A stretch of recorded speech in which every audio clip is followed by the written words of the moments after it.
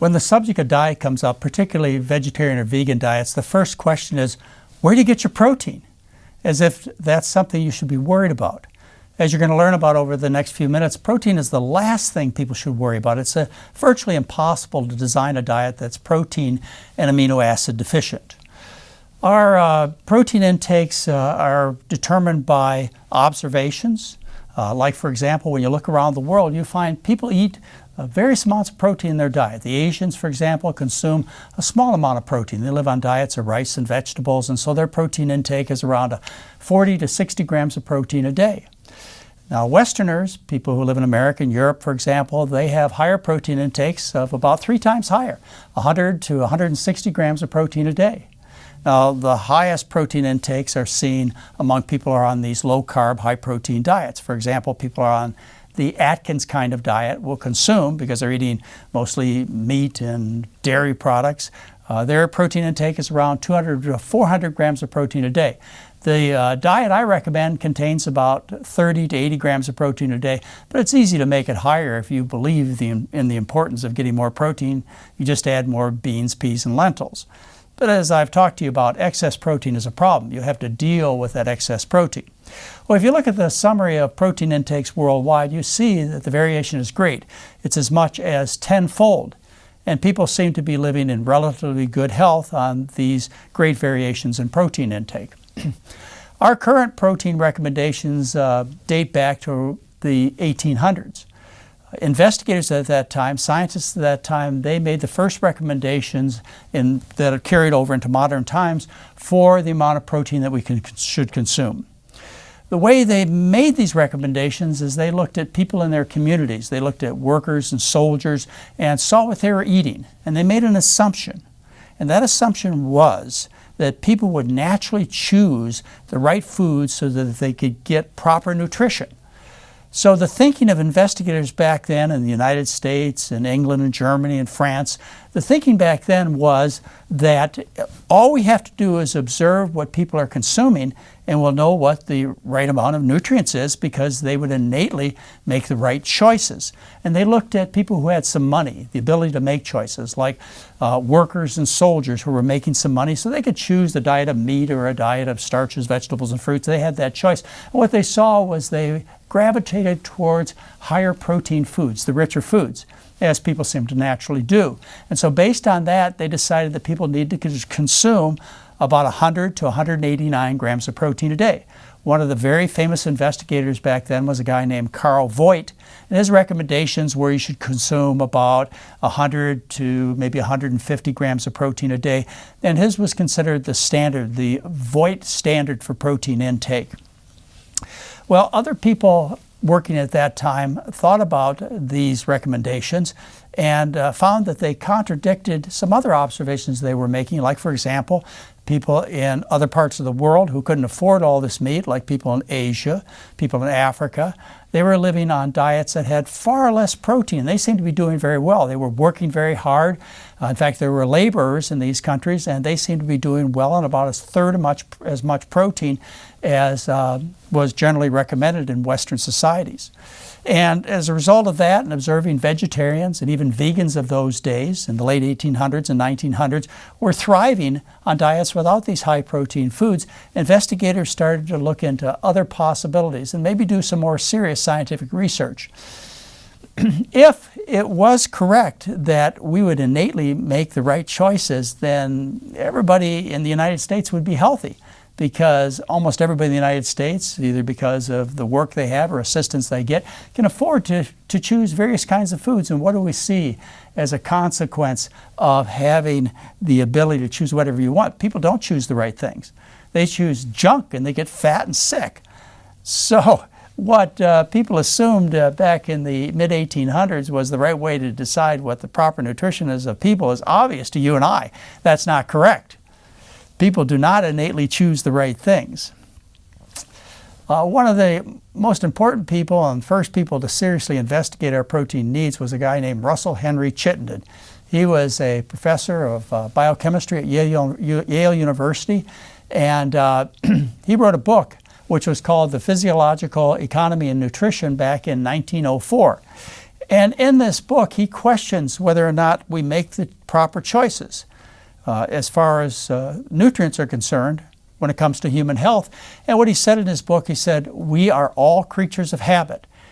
And our palates are pleasantly excited by the rich animal foods with their high content of protein. And we may well question whether our dietetic habits are not based more upon our dictates of our palates than upon scientific reasoning or true physiologic needs. So he started questioning this, and as a result of his questioning, as a biochemist, he decided to do some experiments. Now, back then, as people do today, he was really worried about cutting the protein down in the diet that would have a real adverse effect on people's health. And so he cautiously went about his experiments. And to be on the very cautious side, he started with himself. And so he cut his protein intake by about 2/3. And instead of eating, say, around 120 grams of protein a day, he cut his protein intake to around 40 grams a day. He lost a considerable amount of weight. He felt a lot better. His achy knees went away. He stopped getting sick to his stomach. A tremendous improvement in his health by switching to a lower protein diet. In other words, cutting out the meat products, which were typically, and still are today, typically the high protein foods. Well, he went on in his experimentation, and he took 5 of his fellow faculty, who were rather sedentary men, and put them on a similar diet, cut the protein way down their diet, fed them more starches, vegetables, and fruits, and far less meat. And all 5 of these faculty improved dramatically and lost weight. And then he went on to more active people. He went on to some people from the hospital corps of the U.S. Army. They were active. I mean, physically active all the time, and one day a week they actually went out and exercised. And he put them on a similar diet, and they also lost weight, felt better, many of their problems went away. And so his final test was on athletes. He took 8 Yale student Olympic quality athletes, and he put them on a similar diet, and they didn't lose any weight, they were already trim. But what they did do is they improved their athletic performance by 35%. Now, Russell Henry Chittenden was a very wise man, and he understood what doctors and scientists don't seem to understand today, or at least not very many of them. He understood that eating all this high-protein food was not only unnecessary, because you don't need the protein or any other ingredients in all these meats, but eating all this extra protein could put a serious burden on the body. As he explained it in his book, he said, fats and carbohydrates, when oxidized in the body, are ultimately burned to simple gaseous products. They're burned to CO2 and water. Nothing's left. However, when you eat protein, what happens is protein foods, when they're oxidized, they produce nitrogenous materials. Protein contains a nitrogen. And as a consequence, that has to be eliminated from the body. He spoke of these nitrogenous materials, these breakdown products of meat. He spoke of them as toxins. And recall the lecture I gave on the 5 dietary poisons. Protein is one of those poisons. When you eat it, what happens is the body can get rid of some of it through the liver and the kidneys, but some of it also builds up in the tissues and other products of these animal foods, such as cholesterol and the fats and the acids and the sulfur-containing amino acids, the dietary acids and the sulfur-containing amino acids. What happens? When they build up in the body, they also cause illness, as we talked about in the 5 dietary poisons. So Russell Henry Chittenden, he really understood pretty much why people are sick today, a century later. And he understood a century ago that all this protein not only was not necessary, but it was injurious to the human body. So in summary, we have all kinds of protein intakes worldwide, and people seem to live, at least temporarily. We have these low-carb diets, which are similar, of course, to the Eskimo diet, which are basically all-meat diets, which can go up to around 400 grams of protein a day. We have the recommendations in the mid-1800s from scientists, which suggested 100 to 189 grams of protein a day. The World Health Organization and the USDA, they've studied the science quite carefully, and they say that we need between 33 and 71 grams of protein a day. Well, that's similar to what people eat in rural parts of the world where they live on starch-based diets, such as Africa and Asia. They consume about 40 to 60 grams of protein a day. Russell Henry Chittenden, he thought you should eat a similar amount, 35 to 50 grams a day. And the diet I teach is right in that ballpark. It's 30 to 100 grams of protein a day. Plenty to give you the protein that you need for your daily functions, but not too much, so that you build up these toxins or these poisons that I call them, and they were called a similar term back 100 years ago. Now, how do we get confused about our protein intakes? I think Osborn and Mendel have to be credited with causing the most confusion. Proteins were discovered in the 1800s. People knew that there were components of these proteins which were soon identified as amino acids, and they figured there were different qualities of protein, and they started doing experiments. One of the classic experiments, and I remember learning about this when I was a high school student in my physiology book, is I learned about different quality proteins. They were called Class A, or superior proteins, and Class B, and inferior proteins. And the Class A proteins, they were your animal foods, your meats, your poultry, your dairy products. Those were Class A. And Class B were considered vegetable proteins. Now, Osborn and Mendel, around 1914, they did some experiments where they took rats, and they raised rats on these two different classes of protein, either on meats or on starches, vegetables, and fruits. And the rats grew terrible on starches, vegetables, and fruits, and they grew great when you added some meat to the diet. So, based upon those experiments, they said, obviously, equal amounts of protein, there must be a difference in the quality of proteins. And meat must be higher quality protein. And it must be important for people to eat all of this meat to be as healthy as a rat. I guess that's, if you want to grow rats, they need to eat high protein foods. People back then, and only later on, did they figure out that rats are different than people. And rats have different nutritional requirements than people do. For example, the milk of various mammals varies depending upon its growth needs. And investigators have discovered, for example, human beings who grow very slow need only a small amount of protein in their diet, and this includes the diet that they have when they're infants. We're talking about the breast milk. The breast milk of little babies, naturally, as it's supposed to, contains enough protein, but not too much.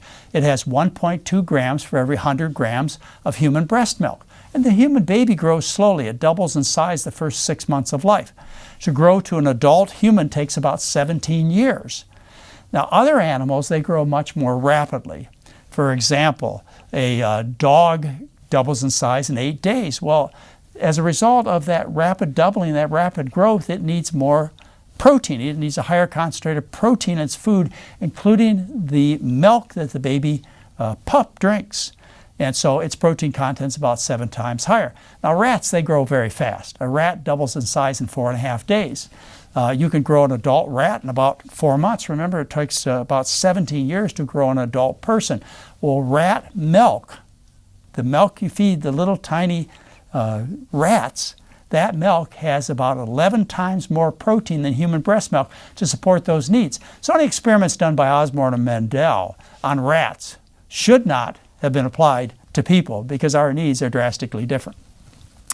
In the 1940s, William Rose started doing experiments on amino acids, and he actually discovered the last 2 of the amino acids. There are 20 amino acids that are known in nature. All proteins are made up of the same 20 amino acids. These 20 amino acids, they rearrange in different sequences to build all the proteins in elm trees, all the proteins in mosquitoes, all the proteins in rats, all the proteins in people. They rearrange in different sequence, just like you can build all the words in a dictionary with the same 26 letters.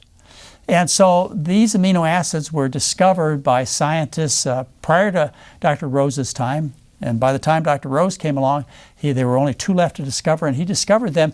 And then he started doing experiments on people to determine what people's protein and amino acid requirements were.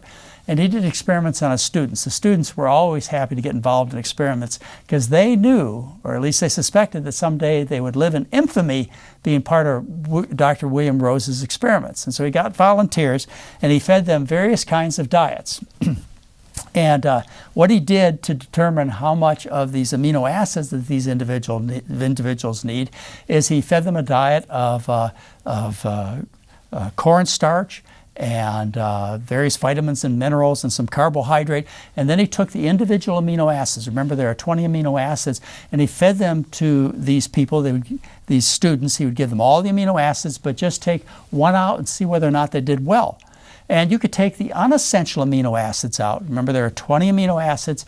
We can make a certain number of those, and we call those unessential because they don't have to be in the diet. And then there are amino acids called essential, which we have to have in the food because we can't make them. So he started taking the amino acids out of these students' diets, these volunteers' diets. And what he found is that human beings can make 12 of the amino acids. So those are the non-essential ones. Now when they studied rats, they found rats could only make 10 of the amino acids. So there were only 10 that were non-essential and the other 10 were essential. They had to be in the rat's diet. Well, people were 2 amino acids better than a rat was. And so he took the unessential amino acids out of his students' diets. There's no problem at all. But he got down to the 8 essential amino acids, those that had to be in the student's diet. When he took those out of the students' diets, they became very restless, very unhappy. They had a feeling of doom after about 2 days of taking those essential amino acids out. So he couldn't continue the experiments on these individuals. He had to add the essential amino acids back. And then what he did is he slowly took each of the essential amino acids. Remember, there were 8 that were essential to people. He slowly took those essential amino acids out and determined what the minimum requirement of each essential amino acid was. Now, Rose's findings are classic. He's published these in the most famous biochemical journals. He's one of the most noted scientists of the 20th century.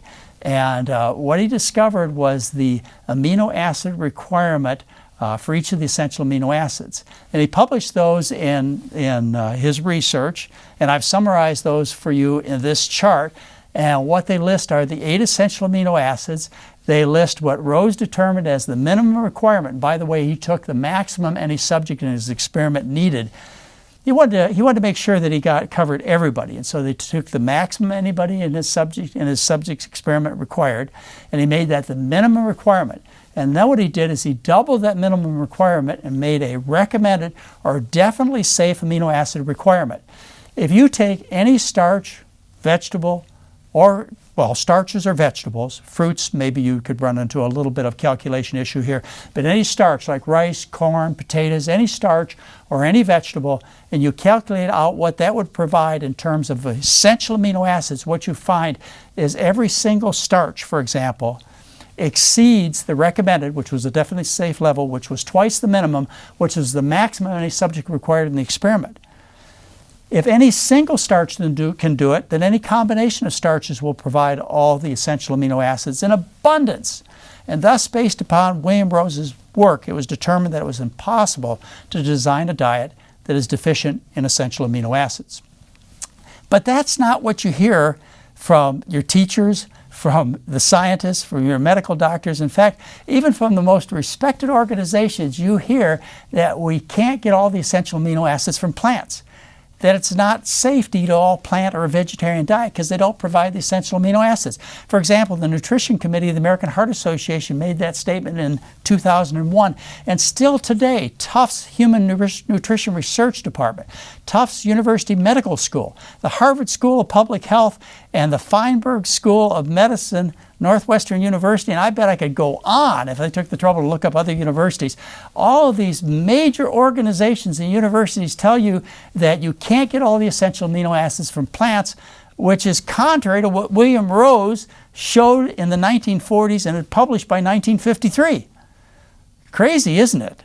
Well, people don't understand these issues, and I'll tell you, I got a little upset when the American Heart Association came out and told us that we couldn't get all the essential amino acids from eating plant foods. And as a result of that, I wrote the American Heart Association a letter. And they published my first letter June 25th of 2002 in the American Heart Association journal called Circulation. And in that article, I explained to them that their conclusions of their nutrition committee were wrong.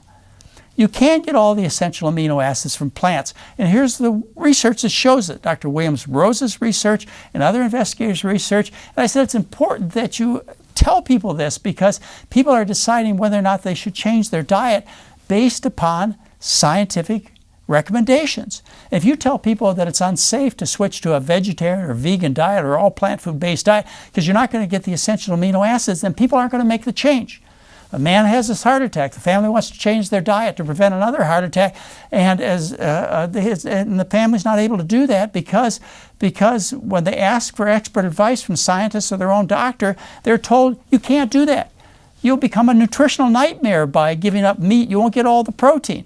And so as a result, people don't make necessary dietary changes in order to prevent illnesses like common cancers and heart attacks and type 2 diabetes because of this misinformation. So I told the Heart Association, it's very important that you correct this. Well, they wrote me back. In fact, head of the Nutrition Committee, Barbara Howard, she wrote me back and she said, well, McDougall, you know, you're kind of right, but you're kind of wrong. And she didn't provide any scientific references to her statement. So I wrote her back immediately and I said, look, you know, treat me with a little bit of respect. You know, I gave you the science, at least give me the science that shows that I'm wrong. And by the way, you have an obligation. You either might admit that I'm right or you're right. And show me I'm wrong with some scientific study. Well, anyway, they wrote me back and finally published their response November 12, 2002 in the American Heart Association journal Circulation. And they said that I was definitely wrong. And the scientific evidence that they cited was based upon the work of a man named Joseph Millward from England. Well, Joseph Millward from England, he had to weigh in on this issue because I wrote him some letters. And I said, Dr. Millward, you must weigh in on this. This is an important issue. And I showed him the work of the American Heart Association and my letters to the American Heart Association. And I said, look, you're the world expert on proteins and amino acids. You write the best scientific papers on this. You're the most respected doctor in the world. I want you to weigh in on this. And it took me a little while to get him to do so, but he finally wrote me an email and he said, you know, I thought I had made my position quite clear in my published papers. In an article I wrote for the Encyclopedia of Nutrition, I said, contrary to general opinion, the distinction between dietary protein sources in terms of nutritional superiority of animal over plant proteins is much more difficult to demonstrate and less relevant in human nutrition. This is quite distinct from the American Heart Association position, which in my opinion is wrong. That's what he said. In his view, the American Heart Association are wrong. Well, you know, I didn't know what to do. This is back in 2003 that he and I were having these discussions. I didn't know what to do. Should I sue the Heart Association? What should I do to get him to start telling the truth to people? Well, I got busy with other things, and fortunately, time seems to work out things. And in 2011, the American Heart Association, if you go to their website, you look up vegetarian recommendations, you look up the subcategory of protein, you'll see they make the following statements on plant proteins and the adequacy of plant proteins and the amino acids. They say, you don't need to eat foods from animals to have enough protein in your diet. Plant proteins alone can provide enough of the essential and non-essential amino acids as long as sources of dietary protein are varied and caloric intake is high enough to meet energy needs. Whole grains, legumes, vegetable seeds, and nuts all contain both essential and non-essential amino acids. You don't need to consciously combine these foods within a given meal. So you see, if any scientist or scientific body or doctor or student looks at the scientific research, they have to come to a conclusion. And that conclusion is based upon the truth. And that is that it's virtually impossible to design a diet that's deficient in protein or essential amino acids, even if the diet is rice or corn or potatoes. Protein is so sufficient in our food world, it should be a non-issue. But it is an issue. And I told you why, and that's because of unique positioning and marketing. What industry does is they find something real special about their food. Like, for example, if I say protein, you say meat or eggs. Because industry has taken that one quality of their food and blown it into an entire marketing campaign and even influenced scientists and teachers and students and doctors and so on, to the point of ignoring the truth and ignoring the science. Yeah, unique positioning. Well, how sufficient are plant foods? Let me tell you about a couple of observations. One was an experiment that was published in 1928. They took a man and a woman back in 1925. They took a 25-year-old man and a 28-year-old woman, and these were athletic people. They ran marathons, and they fed them an all-potato diet. They housed them, they watched their food, they fed them nothing but potatoes and a few spices, and they had to add some fat to their diet because they weren't getting enough calories because they were so active. So they added a lot of fat to their diet, and essentially that diluted out the nutritional quality of the potato, because fat has no protein, no vitamins, no minerals. So when you add fat to the diet, you add nothing but fat. So it diluted the nutrition of the potato down. And yet, after studying them for 6 months, You will find, if you read this paper, which is easy to find if you go to your search engine on the internet, you'll find two profound statements made in this paper. They said this man and woman, they did not tire of the uniform potato diet, and there was no craving for change. They liked eating an all-potato diet, and then they said even though they were both physically active, remember they were like marathon runners, they were described as in good health in a diet in which the nitrogen, in other words protein, was practically solely derived from the potato. And you know, they knew this in the early 1920s. Actually, they knew it in the 1800s based on scientific research. Even children get plenty of protein. A study published on 11 Peruvian children that were starving. They were suffering from malnutrition between the age of 8 months and 35 months of age. They fed them a diet of all potatoes. Now, they had to add oil, again, to get calories, but oil diluted the nutritional quality of the potato down dramatically, and they got all their protein from the potatoes, 75% of the calories from potatoes, the rest came from oil, and yet these children had normal growth patterns, living on basic and all potato diet. The bottom line is this. What people need to understand, and what every researcher will conclude after reading the basic science, is that nature did it right in the first place. You don't go out in the world and say to yourself, gee, I hope I choose foods today that have enough protein in it, or if I choose foods that have enough essential fat in it, or enough vitamins or minerals. Because of nature's natural design, these foods are designed complete long before they hit the dinner table. If you eat enough food, if you satisfy that one drive you have, which is hunger, you have no drive for protein, no drive for vitamins or minerals or essential fat. You've got one drive which is hunger. If you satisfy that natural drive and you take in sufficient calories, these foods are so complete in protein and other nutrients you cannot miss. You can live on a diet of potatoes and sweet potatoes and water alone. You can live on a diet of grains and or legumes alone, except for the lack of vitamin A and vitamin C. You add a slice of orange or a little broccoli flowerette and you've now provided the A and C. So simple diets are nutritious, they're traditional, and you shouldn't ever worry about consuming such a diet.